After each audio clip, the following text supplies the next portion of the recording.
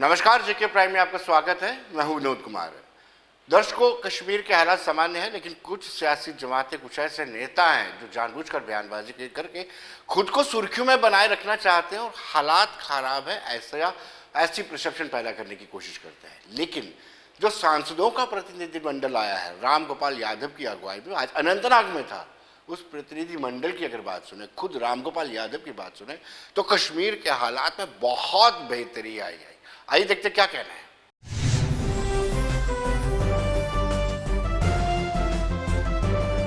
कश्मीर यहाँ तो आना हम लोगों का सौभाग्य होता है। देखते हैं, बहुत ही खूबसूरत जगह है जी।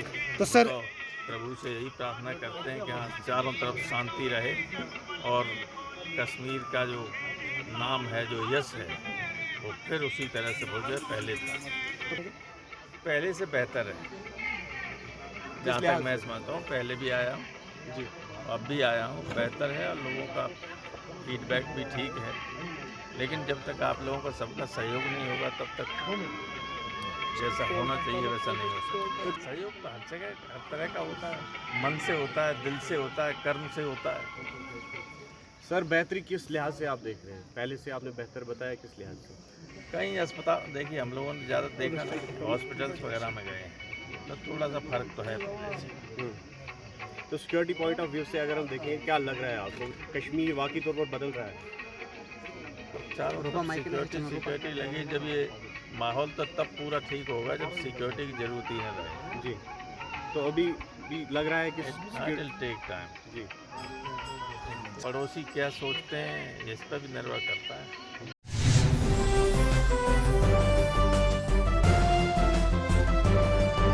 दर्शकों, फारूक खान जो फॉर्मर आईपीएस अधिकारी और साथ ही साथ इस वक्त उपराज्यपाल मनोज कुमार सिन्हा के सलाहकार हैं, उनका भी ये कहना है कि कहीं ना कहीं कश्मीर के हालात सामान्य हैं और बेहतर होते जा रहे हैं। 370 में संशोधन के बाद 35 से रिपील होने के बाद लगातार हालात में सुधार आया है, लेकिन कुछ सियासी जमातें इसको मिसलीड करना चाहती हैं।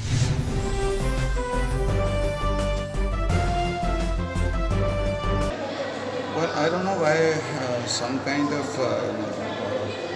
panicky statements are coming, and mostly from media. I'm sorry to say that, but situation in Kashmir is absolutely peaceful, much more peaceful than so many other states. And tourists from all over India, as well as from foreign countries, those who could reach here, are flocking there. If you want to have a seat booked for your air ticket, you would see the proof in that, because the tickets are going sky high now, the prices. So that tells you that how we recently had more than 5,000 people, mostly tourists, coming in one day by air to Kashmir, which is a record kind of in last about 30 years. So situation in Kashmir is absolutely peaceful. So I request your good channel that please don't make it as if in last 5 days something has happened. Nothing has happened there. Those are all what you call छुटपुट घटनाएं, वो उनसे कुछ भी नहीं होता है और ना ही लोगों को फ़र्क पड़ता है। कुछ लोग जो completely defeat हो चुके हुए हैं और उनके masters, those who are feeling jittery about it, they are trying to brew some kind of trouble here and there, but that is being taken care of by our law maintenance agencies, हमारी जो police है, CRPF है, border के ऊपर army है, and any such attempt from across would be dealt with very sternly.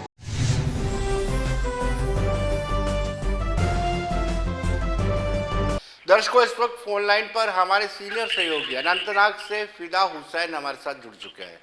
फिदा, राम गोपाल यादव की अगुवाई में पार्लियामेंटेरियन का डेलीगेशन आया हुआ था, क्या वो कह रहे थे कि हालात में काफी बदलाव आया? क्या कहेंगे आप?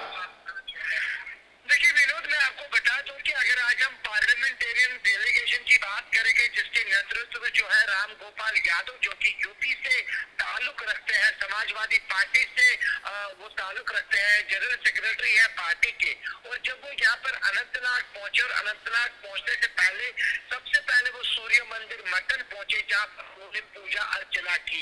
वहां पर कश्मीरी पंडितों के साथ साथ जो अन्य लोग हैं उन्होंने भी प्रतिनिधि मंडल के साथ बात की। उसके बाद वो मटन के पीएचसी भी गए, सीर पीएचसी गए, क्योंकि स्वास्थ्य विभाग की जो कमेटियां है उसके ये सदस्य हैं। और उन्होंने कहा कि और जब इससे पहले मैं गाड़ी आया हूँ तब और आज में काफी बदलाव आया है। और जब उससे ये प्रश्न पूछा गया कि किस तरह का बदलाव है, तो उन्होंने कहा कि जो हमने देखा, हम यहाँ पर पिछले कुछ दिनों से है, जब हमने यहाँ पर स्वास्थ्य विभागों के साथ मीटिंग की, या हमने यहाँ पे बहुत सारे अस्पतालों में जाकर वहाँ पर निरीक्षण किया, तो वहाँ पर बहुत सारी बेहतरी हुई है। राम गोपाल यादव जो कि आज शाम को पैगाम पहुंचे, वहाँ पर भी उन्होंने अस्पताल का दौरा किया। लोग काफी ज्यादा जो है खुश नजर आ रहे थे कि जो एक कमेटी है जिसके नेतृत्व जो है राम गोपाल यादव कर रहे हैं। एक प्रश्न पर उन्होंने कहा कि चुनाव होने चाहिए, ये मेरा व्यक्तिगत है कि मैं चाहता हूँ कि यहाँ पर चुनाव होने चाहिए। और जो मैंने लोगों के साथ ही बात की तो वो भी चाहते हैं कि अब चुनाव जल्द से जल्द होनी चाहिए ताकि यहाँ पर सरकार का गठन हो। एक सवाल के जवाब में उन्होंने कहा कि केंद्र शासित राज्य जो कि जम्मू कश्मीर के नाम से जाना जा रहा है, उन्होंने कहा कि राज्य का दर्जा जरूर मिलना चाहिए, क्योंकि गृह मंत्री ने पार्लियामेंट के अंदर इस बात को जोर देकर कहा कि हम जम्मू कश्मीर को समय पर यहाँ पे केंद्र का माफ कीजिएगा राज्य का दर्जा जरूर देंगे। और उन्होंने कहा कि ये मेरा व्यक्तिगत बयान है, मैं चाहता हूँ कि यहाँ पर जो राज्य है, राज्य का दर्जा जम्मू कश्मीर को फिर से मिलना चाहिए। लेकिन विकास हो रहा है, राम गोपाल यादव का मानना है। उन्होंने कहा कि लेफ्टिनेंट गवर्नर की अगुवाई में जिस तरह से स्वास्थ्य विभाग में सुधार आया है उसमें हम काफी प्रशंसा करते हैं स्वास्थ्य विभाग का। विनोद, बहुत बहुत शुक्रिया।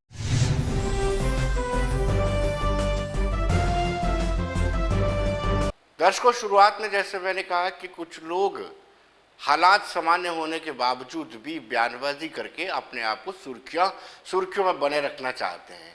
और आज राष्ट्रीय बजरंग दल ने महबूबा मुफ्ती, जिन्होंने अली शाह गिलानी के देहांत के बाद जो स्टेटमेंट दी थी, एक विवादास्पद स्टेटमेंट दी थी, उसके खिलाफ आज जोरदार प्रदर्शन किया।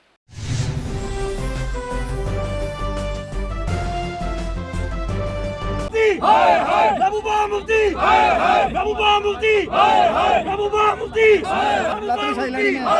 महबूबा मुफ्ती, महबूबा मुफ्ती, महबूबा मुफ्ती, महबूबा मुफ्ती,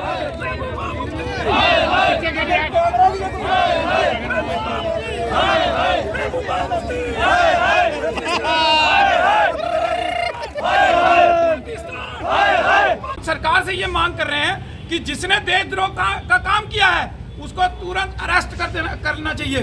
उसके बाद जो महबूबा मुफ्ती है वो लगातार, परसों भी उसने बयान दिया, कल शाम को भी उसका एक बयान आया जो मीडिया में चल रहा था, जिसमें उसने कहा कि मरने वाले की आखिरी इच्छा जो है वो पूर्ण की जानी चाहिए। इसका मतलब कि जो गिलानी था वो पाकिस्तान का एजेंट था और वो क्लियर हो गया कि वो उसने पहले कहा कि मरने के बाद मेरे ऊपर जो है जो कफन के तौर पर है वो पाकिस्तान का झंडा उड़ा जाए। यही सोच है इनकी।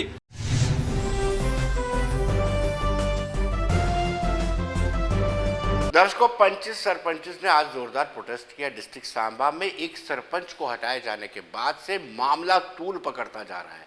मामला ये कह रहा है कि जो अमेंडमेंट की गई थी उस अमेंडमेंट को में सुधार करना चाहिए, उसमें तरमीम लाई आनी चाहिए। उनका कहना है कि जो इलेक्टेड 25 सरपंच जो है सीधे डायरेक्ट इलेक्शन होते हैं, लेकिन सरपंच को 25 मिलकर के हटा रहे हैं, ऐसा मामला सामने भी आया है सांबा में। सांबा के 25 सरपंच ने जोरदार प्रोटेस्ट किया और उन्होंने कहा कि ये साजिश है और उन्होंने रूरल डेवलपमेंट डिपार्टमेंट के खिलाफ भी प्रोटेस्ट किया। ये देखते क्या कहना है।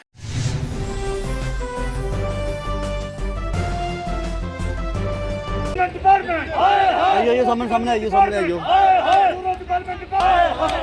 Administration JK administration JK administration rural development department rural development department rural development department rural development department rural development department हम गवर्नर साहब से रिक्वेस्ट करते हैं क्योंकि इसको जल्दी से जल्दी इस कानून को अमेंडमेंट किया। जो डेवलपमेंट की बात करते हैं, डेवलपमेंट कैसे होगी जब पहला टायर इन्होंने पंचर कर दिया तो डेवलपमेंट कौन करेगा? पब्लिक को गुमराह किया जा रहा है। की बात करें तो एक्ट में जो नॉर्म्स आते हैं वो भी फुलफिल नहीं करते, कोई एलिगेशन प्रूफ नहीं होता था। अदरवाइज भी हम इलेक्टेड लोग हैं तो हमें महज 2/3 मेजॉरिटी करके पंच नहीं निकाल सकते। अगर निकालना हो तो बहुत इजीली फिर तो हर पंचायत में नायब सरपंच एक मेजॉरिटी के साथ बनता है, तो नायब सरपंच और सरपंच में कोई डिफरेंस नहीं रहा। नायब सरपंच कभी भी सरपंच को हटा सकता है इलीगल तरीके से, कोई भी झूठे आरोप लगा के। आप ऑर्डर की कॉपी देख सकते हैं, उसमें कोई भी एलिगेशन प्रूफ नहीं होता। बट यहाँ पे कुछ लोगों की मनमानी चल रही है, कुछ लोगों की गुंडागर्दी चल रही है, कुछ पॉलिटिकल लोगों की जिनके हाथों में पावर है, चाहे वो डीडीसी हो चाहे वो बीडीसी हो, वो इसका गलत इस्तेमाल कर रहे हैं। मेरे ही ब्लॉक में 2-3 पंचायतों को और टारगेट किया गया और उनको क्लियरली बोला जा रहा है कि इसके बाद अब तुम्हारा नंबर है। जो लोग उन हमारे डीडीसी बीडीसी की आंखों में खलते हैं उनको पॉलिटिकली टारगेट करके उनके पंचों को भड़काया जा रहा है और पंचों की मेजॉरिटी करके उनके खिलाफ नो कॉन्फिडेंस मोशन जल्दी पास किया जाएगा। और मेरी तरह ये कई ऐसे सरपंच हैं जिनको आने वाले दिनों में ये प्रॉब्लम आएगी। इनको प्रूव करना होगा कि जो सरपंच है वो गिल्टी है, इसलिए ये सरपंच को डिसॉल्व कर सकते हैं। पहली मीटिंग में जो एलिगेशन लगाए जा सकते हैं वो प्रूव नहीं होते हैं, दूसरी मीटिंग में नहीं होते, तीसरी मीटिंग में इनको मौका दिया जाता है कि महीने का मौका देकर, चौथी मीटिंग इमरजेंसी की जाती है, वो 3-4 दिन में की जाती है। सरपंच को मैसेज किया जाता है, सरपंच की तरफ से मैसेज आता है कि मैं यहाँ पे अवेलेबल नहीं हूँ, लेकिन उसके बावजूद भी मीटिंग की जाती है और गलत एलिगेशन लगाकर वहाँ पे खुद ही प्रूव कर दिया जाता है कि मैडम गिल्टी है और उसको रिमूव कर दिया जाता है। हम सब सरपंच पंच मैडम के समर्थन में हैं और हम ये चाहते हैं कि हमारे जो एलजी साहब हैं, माननीय प्रधानमंत्री जी हैं, उन्होंने जो पंचायतों को सशक्त करने के लिए, लेडीज सशक्तिकरण के लिए जो कदम उठाए हैं उनको पूरा करें। और ऐसे तरीके से जो महिलाओं को तंग किया जा रहा है, हमारी बहुत सी महिलाएं सरपंच हैं जिनको तंग किया जा रहा है।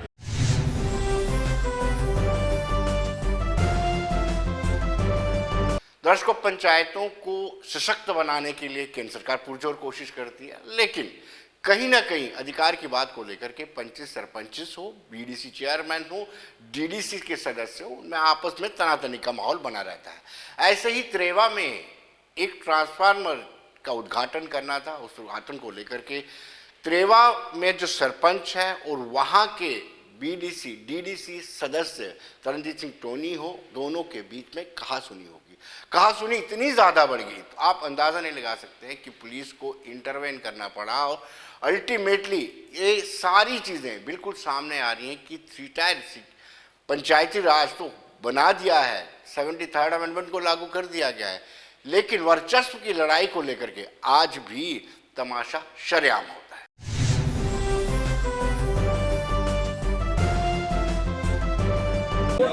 ਅਥਰਾਈਜ਼ਡ ਇਨੋਗ੍ਰੇਸ਼ਨ ਕਰਨ ਵਾਸਤੇ मतलब ही नहीं चाचा जी, मतलब ही नहीं। ਅਸੀਂ ਅਥਰਾਈਜ਼ਡ ਆਇਆ मैं ਤੁਹਾਨੂੰ ਇੰਨੀ ਗੱਲ ਦੱਸਦੀ, मतलब ही नहीं। ਇੱਥੇ ਮਰਨਾ ਮਨਜ਼ੂਰ ਆ, मतलब ही नहीं। ਤੁਸੀਂ ਜਾਓ ਫਿਰ। और एक ਗੱਲ मेरी ਗੱਲ समझ लो, मेरे वालों कोई आवे अगे या नहीं आवे, पर बलवीर कौर ਇੱਥੇ शहादत ਦਊਗੀ और ਦਊਗੀ ਉਹ।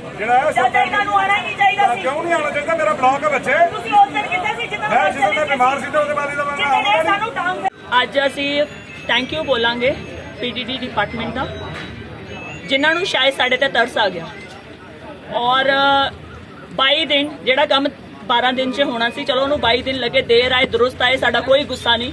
ਸਿਰਫ ਟਰਾਂਸਫਾਰਮਰ ਸਾਡੀ ਲੜਾਈ ਨਹੀਂ ਹੈਗਾ ਸੀ, ਅਸੀਂ ਟਰਾਂਸਫਾਰਮਰ ਦੀ ਲੜਾਈ ਲੜੀ ਨਹੀਂ ਸੀ, ਅਸੀਂ ਮੇਨ ਲੜਾਈ ਲੜੀ ਸੀ ਕਿ ਸਾਡੀ ਵੱਡੀ ਲਾਈਨ ਹੋਣੀ ਚਾਹੀਦੀ ਹੈ। ਅਗਰ ਵੱਡੀ ਲਾਈਨ ਹੋ ਗਈ ਤੇ ਕੱਲ ਨੂੰ ਤ੍ਰੇਵੇ ਵੀ ਇੱਕ ਸਟੇਸ਼ਨ ਲੱਗਣ ਜਾ ਰਿਹਾ, ਉਹ ਤ੍ਰੇਵੇ ਵਾਲਾ ਸਟੇਸ਼ਨ ਵੀ ਫਿਰ ਇਹ ਹੋਲਡ ਕਰ ਪਾਣਗੇ, ਅਦਰਵਾਈਜ਼ ਉਹ ਵੀ ਨਹੀਂ ਹੋਲਡ ਹੋਣਾ।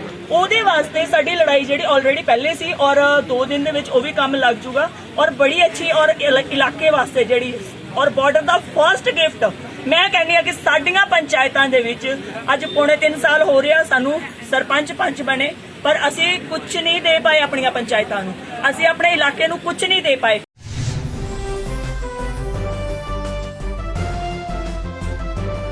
दर्शकों, माइनिंग को लेकर के कहीं ना कहीं जद्दोजहद चल रही है, इस पर सियासत भी हो रही है और कहीं ना कहीं लोगों को इसका नुकसान भी उठाना पड़ रहा है।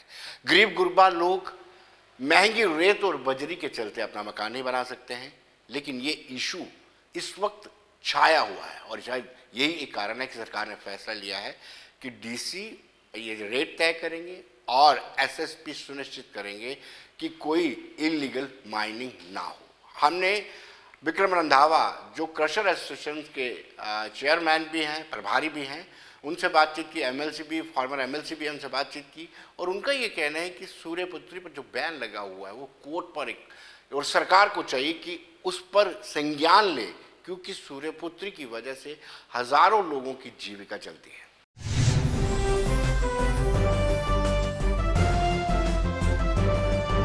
देखिए, सूर्यपुत्री तवी जो है सदियों से लाखों घरों की रोजी रोटी का साधन है और वो कुदरत की देन है। नेचुरल प्रोडक्ट बह के आता है और एक गरीब घोड़े वाला या बैलगाड़ी वाला 2 गाड़ी रेत 2 ठेले पत्थर निकाल के अपने गाँव में बेचता है और अपने पशु पक्षियों का और अपने परिवार का पालन पोषण करता है। मुझे लगता है कि कहीं ना कहीं हमारी इस सूर्यपुत्री तवी को किन्हीं गलत निगाहों की नज़र लग गई, जिसकी बदौलत उन्होंने व्यक्तिगत स्वार्थ को सिद्ध करने के लिए रिवर तवी की माइनिंग को इलीगल माइनिंग कह के जॉर्जियन माइनिंग के डिपार्टमेंट को कटघरे में खड़े करके ऑनरेबल हाई कोर्ट को गुमराह करके स्टे लगवा दिया। और आज पिछले 3-4 साल से लगातार एक गरीब परिवार जिसकी रोजी रोटी इस सूर्यपुत्री तवीश्री पे निर्भर करती थी, उसकी रोजी रोटी थम सी गई है, उसकी ज़िंदगी थम सी गई है। हालांकि हमने हर लेवल पे इसका प्रयास किया, न्यायालय में भी, एडमिनिस्ट्रेटिव लेवल पे भी, कि तवी की जो माइनिंग है उसको रेगुलराइज किया जाए, उसके टेंडर हों, ब्लॉक बने, ताकि जो कईयों घरों की रोजी रोटी का साधन है वो सुचारू ढंग से चले।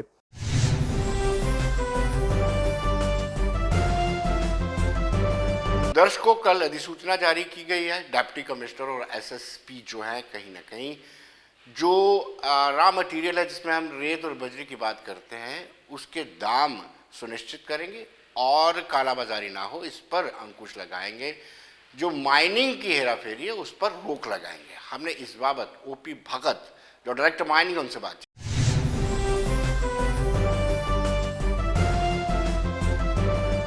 दर्शकों, जैसे कि हम सब जानते हैं कि माइनिंग एक बहुत बड़ा इशू बन गया है, इस पर सियासत भी हो रही है। कश्मीरी सियासतदान भी रेत और बजरी के नाम पर सियासत कर रहे हैं, कह रहे हैं कि माइनिंग माफिया पूरी तरह से हावी हो चुका है और रेत बजरी के दाम जो मटेरियल है उसके दाम लगातार मैनीफोल्ड यानी बहुत ज़्यादा बढ़ चुके हैं। चर्चा करेंगे। डायरेक्टर माइनिंग ओपी भगत हमारे साथ जुड़ चुके हैं। अब ओपी भगत जी, आपका स्वागत है। नई नोटिफिकेशन निकली है कि डिप्टी कमिश्नर डिसाइड करेंगे, रोकथाम लगाएंगे, और क्या लगता है इससे कुछ प्रभाव पड़ेगा?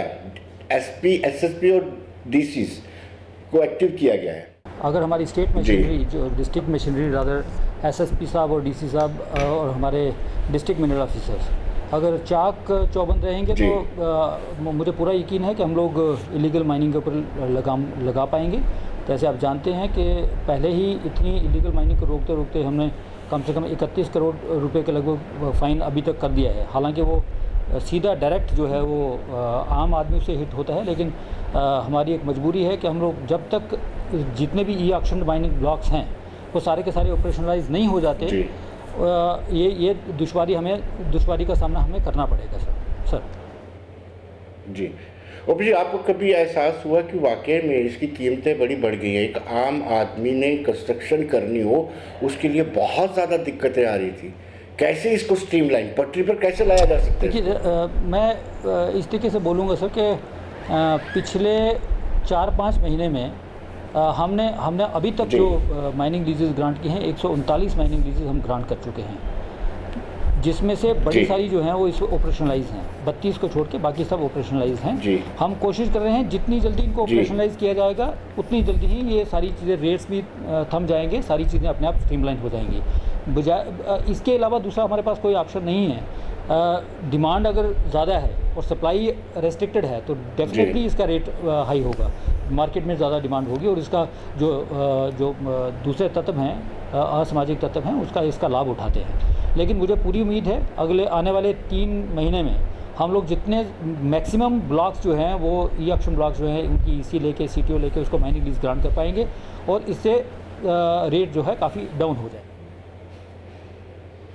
ओपी, 2 सवाल एक साथ मैं पूछूंगा। एक तो माइनिंग के साथ माफिया जुड़ा है, ये पहली बार ऐसा हो रहा है माइनिंग माफिया शब्द का इस्तेमाल हो रहा है। दूसरा, ये जो ह्यू एंड क्राई मचा, इसके लिए आप किसको जिम्मेदार ठहराते हैं? इससे पहले सारी चीज़ें स्मूथली चल रही थी, क्या उससे गवर्नमेंट को नुकसान हो रहा था? नहीं सर, अब ये सवाल इस तरीके का है कि इसका ना जवाब दिए बनता है ना जवाब ना दिए बनता है।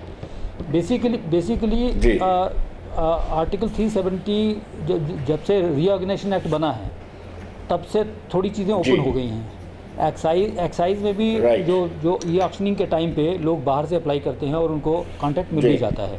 यही हाल हमारा यहाँ माइनिंग में हुआ, कॉन्ट्रैक्ट्स बाहर के लोगों को मिल गए और चूँकि यहाँ के जो लोकल लोग थे जो पहले मेजर अमाउंट पे रॉयल्टी लेके पूरी दरिया या खड्ड का उनको रॉयल्टी मिलता था, वो सारा स्मूथली काम चल रहा था, कोई रोक टोक ज़्यादा नहीं थी। लेकिन जैसे ही 2016 के हमारे SR 105 आया, फिर उसके बाद ई ऑक्शनिंग का प्रोसेस शुरू हुआ, थोड़ा सा रेस्ट्रिक्शंस होने लग गई। तो अब जब ई ऑक्शनिंग करके जब रीऑर्गेनाइजेशन एक्ट आया, ई ऑक्शनिंग का दौर इस तरीके से चला कि वो बाहर के भी लोग अप्लाई करने लग गए।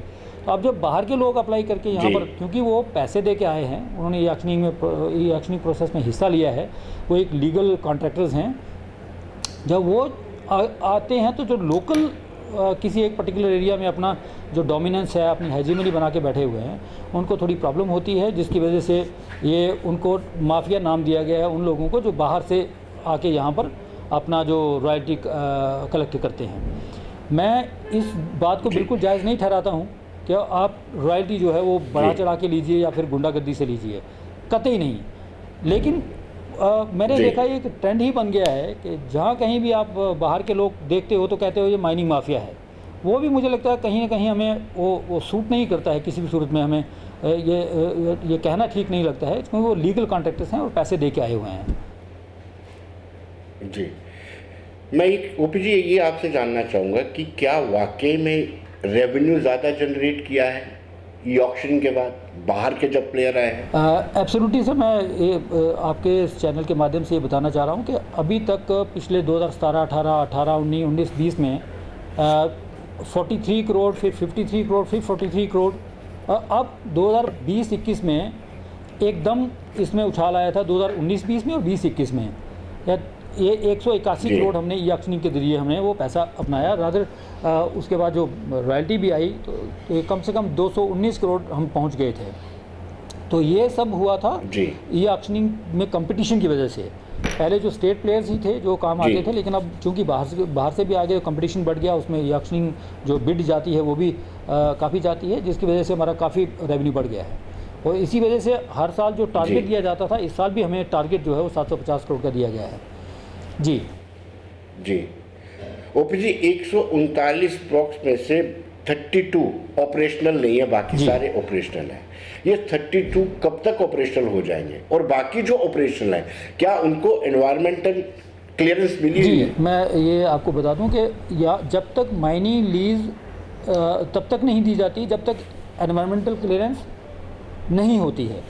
मिनिमम रिक्वायरमेंट तो बाकी की चीज़ें तो अलग हैं, बट एनवायरमेंटल क्लियरेंस के बगैर तो कतई किसी भी सूरत में माइनिंग लीज नहीं दी जा सकती। ये एक पहली कंडीशन है। रही बात 32 माइनिंग ब्लॉक्स की जो ऑपरेशनलाइज करने की है, वो अगले 10 से 15 दिनों में उनकी बैंक गारंटीज़ का एक जो थोड़ा सा फॉर्मेलिटी है, बैंक गारंटी उनको देनी पड़ती है, जो EIA EMP के को मेंटेन करने के लिए, जो उस एरिया का एनवायरनमेंट प्लान जो बनता है उसको मेंटेन करने के लिए हम इनसे पहले ही गारंटी ले लेते हैं, ताकि कल को कोई डैमेज हो तो उस डैमेज को ये भरपाई हम कर सकें उसके इनके ही दिए हुए पैसे से। तो वो हम बैंक गारंटी लेते हैं, वही अवेटेड है। अदरवाइज़ बाकी के हम लोग ऑपरेशनलाइज कर लेंगे अगले 10-15 दिनों में, किसी भी सूरत में ऑपरेशनलाइज कर लेंगे, आपको दिक्कत नहीं होगी।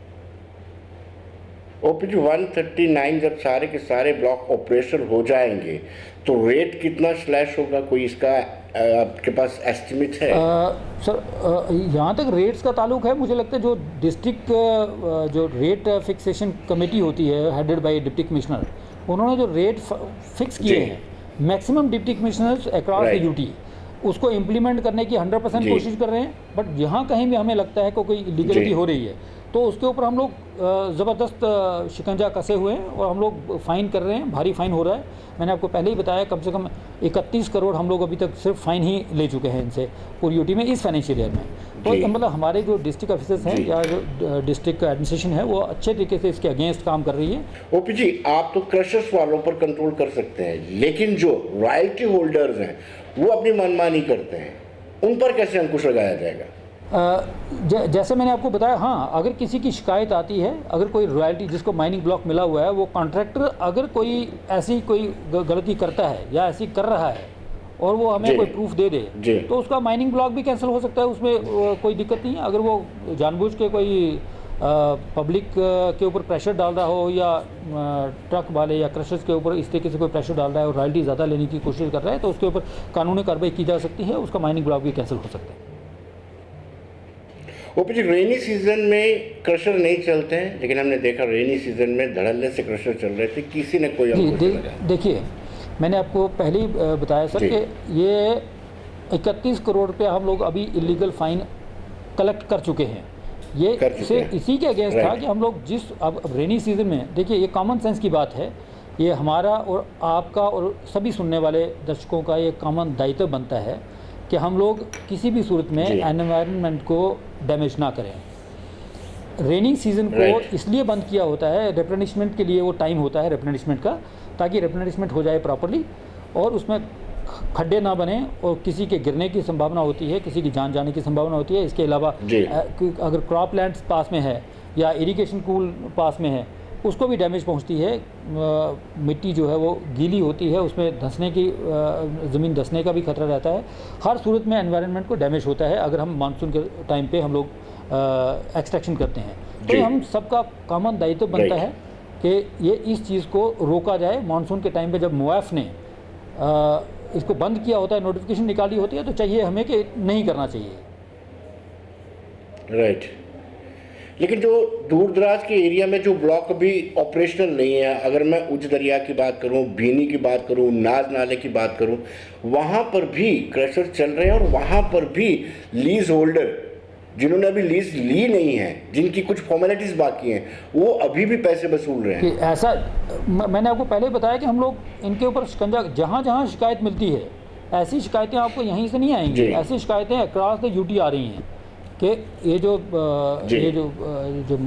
कॉन्ट्रैक्टर्स हैं जिन्होंने ये ऑक्शनिंग में सक्सेसफुल बिल्डर्स हैं, वो बगैर ईसी के, बगैर माइनिंग लीज ग्रांट किए हुए वहाँ पर से कुछ एक्सट्रैक्ट कर रहे हैं या फिर वो रॉयल्टी कलेक्ट कर रहे हैं। तो हम लोग उतना ही जोर शोर से उनके अगेंस्ट काम कर रहे हैं जितना हमें करना चाहिए। और ये अभी आपने देखा होगा पिछले 2-3 महीने से बिल्कुल कोई शिकायत नहीं आ रही है। अभी ये शिकायतें जो स्कर्मिशेस, जो छोटी छोटी जो शिकायतें होती भी हैं, वो हम उसी टाइम पे कॉग्निजेंस लेके उसी टाइम पे उसके अगेंस्ट एक्शन लेते हैं। जी, इस बारे में अगर आप मुझसे ना ही पूछें तो अच्छी बात है, बट क्योंकि ये क्वेश्चन पॉलिटिकल क्वेश्चन है, इसमें मैं नहीं दूंगा। लेकिन हमें अपनी तरफ से, मैं अपने सारे डीएमओज को ये बताना चाहता हूँ कि आप अपनी ड्यूटी जो है पूरी ईमानदारी से, पूरी डट के मैदान में करिए। डिस्ट्रिक्ट एडमिनिस्ट्रेशन आपके साथ है, आपको किसी से डरने की ज़रूरत नहीं है, आपको किसी के प्रेशर के नीचे आने की ज़रूरत नहीं है। आप जिस तरीके से अपने पूरी ईमानदारी से और इस सिचुएशन में भी, जबकि मैक्सिमम लोग माफिया का नाम लेके या माफिया के नाम पर पूरे डिपार्टमेंट को ही बदनाम किए हुए हैं, उनसे डरने की ज़रूरत नहीं है। आप अपनी ईमानदारी से काम करिए और डिस्ट्रिक्ट एडमिनिस्ट्रेशन आपके साथ है, एसएसपी आपके साथ हैं, डीसी आपके साथ हैं, पूरी स्टेट यूटी एडमिनिस्ट्रेशन आपके साथ है। आपको डरने की ज़रूरत नहीं है। आप अपने पुख्ता तरीके से अपने ग्राउंड पे इलीगल एक्टिविटीज़ को रोकिए। ये यूटी एक्सचेकर को नुकसान पहुंचाने वाली बात है जो कतई नहीं होना चाहिए। जी, रावी दरिया में पूरी तरह से माइनिंग बैन है और उसके साथ साथ ही मैं तवी की भी बात करूँगा, तवी को लेकर के मामला कोर्ट में चल रहा है, तो दोनों का क्या स्टेटस है? ये आपने अच्छा सवाल पूछा, क्योंकि आप जानते हैं कि मई महीने में एक जो माइनिंग डिपार्टमेंट है, एडमिनिस्ट्रेटिव डिपार्टमेंट ने एक कमेटी कॉन्स्टिट्यूट की थी under the chairmanship of director geology and mining. उस कमेटी ने रिपोर्ट दी थी। कमेटी की रिपोर्ट गवर्नमेंट ने एक्सेप्ट कर ली है और उसमें 5-6 पॉइंट्स दिए गए हैं, जिसमें ये भी है कि तभी से माइनिंग जो है वो आप रिक्वेस्ट करिए लर्नड एडवोकेट जनरल साहब को एक चिट्ठी लिखे कि आप तभी में जो माइनिंग है ऑनरेबल कोर्ट को रिक्वेस्ट किया जाए कि अपना जो 17/11/2016 का जो उनका ऑर्डर है, जो आशीष WPPIL Ashish Sharma and others के रिलेटेड ये कोर्ट का ऑर्डर था, जिसमें उन्होंने तभी पे एक कैटेगोरिकली बैन किया था कि इसमें माइनिंग नहीं होनी चाहिए, रादर इलीगल माइनिंग नहीं होनी चाहिए जी। तो अब ये मैं लर्नड एडवोकेट जनरल साहब के पास मैं खुद जा रहा हूँ, वहाँ उनको रिक्वेस्ट करूँगा कि चिट्ठी दे रहा हूँ उनको, मैं साथ में अपनी रिपोर्ट की कापियाँ भी दे रहा हूँ, प्रतियाँ भी दे रहा हूँ, ताकि वो ऑनरेबल कोर्ट के सामने ये सारी फैक्ट्स रखें, ताकि हमें इजाज़त मिले कि हम लोग कार्व आउट कर सकें जो तभी में जो ब्लॉक्स हैं, जो तभी में जो कार्व आउट किए हैं, रादर हमने 32 ब्लॉक्स जो है कार्व आउट कर लिए हैं, उसकी सिंगल विंडो क्लियरेंस लेनी है, लेकिन उससे पहले इजाज़त लेनी पड़ेगी ऑनरेबल कोर्ट से, ताकि हम लोग आगे प्रोसेस इसका बढ़ा सकें। जी ओपी भक्त जी, बहुत बहुत शुक्रिया आपका। थैंक यू सर, धन्यवाद।